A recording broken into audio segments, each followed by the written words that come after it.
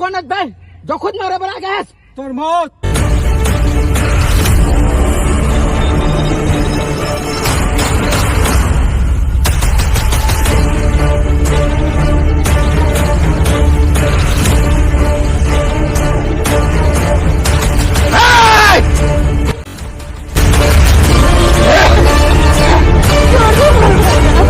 बस कभी मौका मिली तो राखी के फर्ज जरूर निभाऊं। हाँ।